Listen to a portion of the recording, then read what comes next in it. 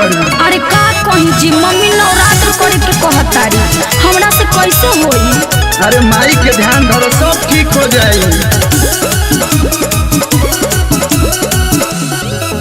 कहेली माई पूजा पाठ करह, 9 दिन भूखा नवरात करह। सही तो माई कहतिया। कहेली माई पूजा पाठ करह, 9 दिन भूखा नवरात करह।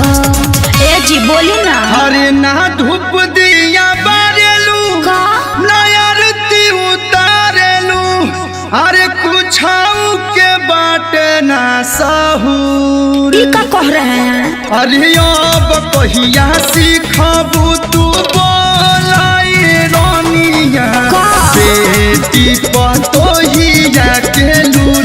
ओहो। अरे अब कहिया सीखबू तू बोलाई रानिया, क्या? बेटी पतोहिया के लूर। अच्छा धीरे धीरे सीख जाए।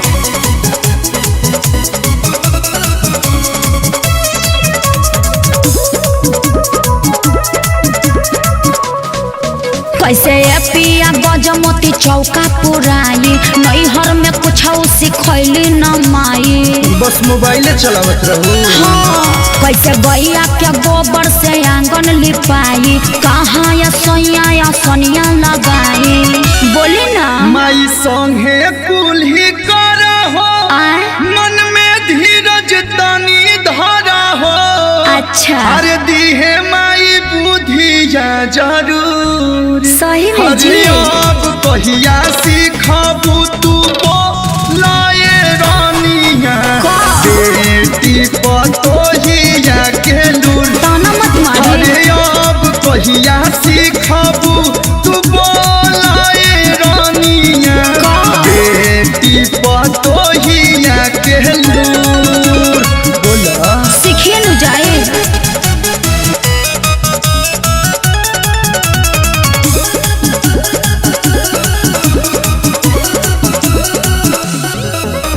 मन में तो श्रद्धा बड़ी बाया सैया, हम हो देवी माँ के करती पूजैया। दिल से भक्ति करो। ओके। कब खुश हमरा पे होई है हो मैया, झुलुआ झुलैती हम निमिया के छैया।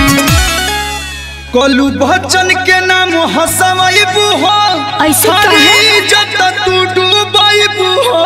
अरे ना जी। रहेलू कमना साथी में छू। का हुआ जी? अरे अब कहिया सीखबू तू बोलाए रानिया, जल्दी। बेटी पतोहिया के लूर। सीखो तानी। अरे अब कहिया सीखबू तू बोलाए रानिया, जल्दी में। बेटी पतोहिया के लूर। बुढ़ा जइबू तब सीखबू। अरे ना जी, अब की सब सीख जाए।